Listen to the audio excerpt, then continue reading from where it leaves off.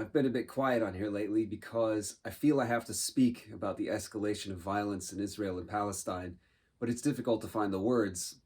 I speak first and foremost as a citizen of planet Earth, but also as a direct descendant on my father's side of an extended family of Polish Jews who were wiped out in the Holocaust.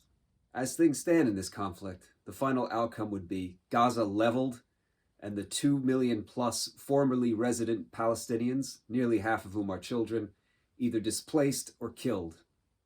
Israel would remain, Palestine would be gone. The Palestinians who may survive would have to find refuge elsewhere, and I don't suppose they'll be welcome in the EU, US, or UK, since we've been so reluctant to take in any refugees recently, despite our complicity in their plight. Israeli people, both in Israel itself and all across the world, are being unfairly demonized for the actions of the Israeli state, just as the Palestinian people are being collectively punished for the actions of Hamas. This outcome does not benefit the people of Israel or Palestine very much. A peaceful coexistence would be far more beneficial, but it now seems a more remote possibility than ever. So ask yourselves, who does benefit? And I feel it's very important to make this clear. Above all, the military-industrial complex. Many defense companies, including those based in the US, UK, and Israel, are making immense profits from the armory used in this conflict. This is nothing new. War has always been big business, but the fact that the military-industrial complex is usually the primary beneficiary in armed conflict is still conspicuously absent from the discourse altogether. Secondly, the geostrategic alliance between the US and Israel, along with the UK and others, would finally be rid of the thorn in its side that Palestine has been viewed as behind closed doors for so long. The primary reason that the US supports Israel unequivocally is not out of charity or humanitarian concern, but because of the pivotal role that Israel plays as an ally in the resource-rich region of the Middle East. Thirdly, the fossil fuel industry itself. Oil and gas prices are being driven up by this regional instability, at least in the short term. Clearly, these benefits are deemed of greater importance by this geostrategic alliance than the lives of either Israelis or Palestinians.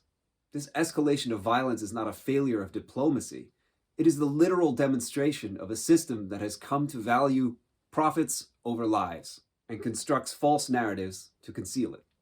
Western mainstream media is fully complicit in all of this too, not just because they leave out the defense profiteering, but in how their narratives are framed. The focus has been largely on the recent attacks by Hamas from the Israeli perspective, and these certainly were crimes against humanity, but they were not unprovoked. Almost entirely absent from the mainstream narrative are the decades of oppression and misery inflicted upon the Palestinian people by an Israeli apartheid regime. There is a clear and concerted effort to minimize the Palestinian perspective, to dehumanize and demonize Palestinian people, and even to criminalize or vilify those who empathize with Palestinian people. In Gaza, the crimes against humanity are piling up. The net result would be the ethnic cleansing of Palestinians from Israel, justified wrongly as a collective punishment for the Hamas attacks. This outcome would be the inevitable result of a morally bankrupt and irredeemable system that we had failed to overcome in time. We've come to the point where we are openly rationalizing the murder of children. Even if there was a ceasefire today, I still feel ashamed of us all, including myself, as I could have done more. But there is still something we can do now. There is an immediate need for donations to boots-on-the-ground organizations providing aid. If you have the money, I strongly suggest that you donate to any that you see fit. In the past, we've fundraised for medical aid for Palestinians, as well as the Middle Eastern Children's Alliance, and there are many more. I grieve for the loss of life and the immense trauma suffered by so many, including children. We will keep pushing for a better discourse that places the value of human life above profit and seeks to end all forms of domination and oppression from a place of love. As ever, thank you for listening. Be well and look after each other.